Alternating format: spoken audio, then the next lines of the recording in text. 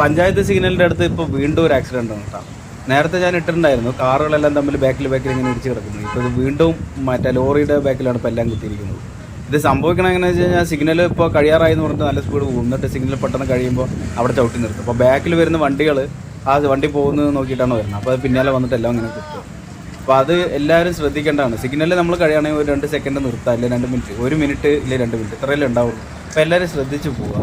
ഇതിപ്പോൾ ഒരുപാട് ജീവിതം നോക്കി എത്ര പേരുടെ ഇപ്പോൾ കഞ്ഞൂടി മുട്ടിച്ചു, എത്ര പേരുടെ പ്രതീക്ഷകളാണ് പോയിക്കൊണ്ടിരിക്കുന്നത്. അപ്പോൾ എല്ലാവരും ശ്രദ്ധിക്കുക. നമ്മൾ വാഹനം ഓടിക്കുന്നവരെല്ലാവരും ശ്രദ്ധിക്കേണ്ട കാര്യങ്ങൾ. സിഗ്നലുകൾ എത്തുമ്പോൾ മിക്കവാറും സ്ലോ ആക്കുക.